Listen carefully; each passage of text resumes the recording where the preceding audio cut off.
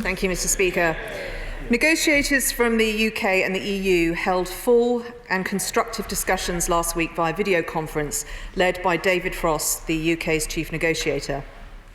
The talks covered trade in goods and services, fisheries, law enforcement, criminal justice and other issues in which both sides engaged constructively. There was, however, no movement on the most difficult areas where differences of principle are at their most acute, notably fisheries, governance arrangements and the so-called level playing field. We have now reached an important moment for these talks.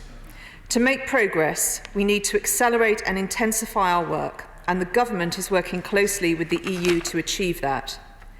It is our priority to conclude this negotiation in good time to enable our citizens and businesses to have certainty about the trading terms that will follow at the end of this year and, if necessary, to allow any ratification of agreements reached.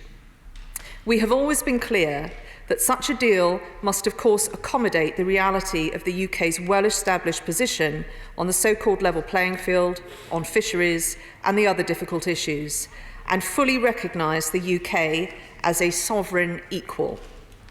The House should also be aware that this Friday, the Chancellor of the Duchy of Lancaster and I will be at the second meeting of the Withdrawal Agreement Joint Committee.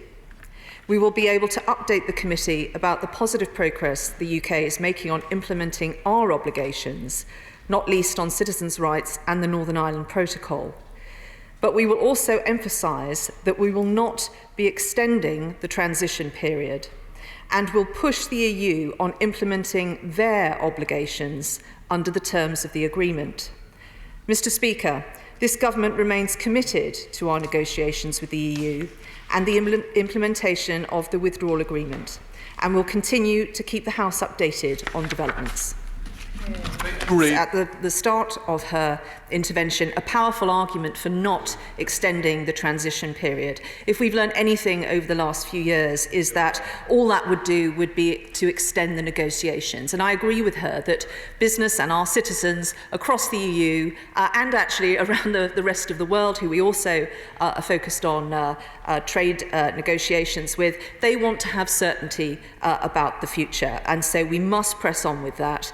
And that is one of the many reasons why we will not extend the transition period. She is also right to draw attention to the fact that we have obviously the COVID crisis going on. I know that she is aware of the huge amount of work that was done last year on no deal preparations, but also the tremendous work that civil contingencies and all government departments have been doing to ensure that supply chains remain strong, that we can quickly adapt, that we do have stocks of all sorts of goods, including medicines, that we need. Those are challenging times in light of what the world is facing at the moment. But that is our focus, and I can assure her of the incredible work that those civil servants are doing to ensure that our citizens have what they need when they need it.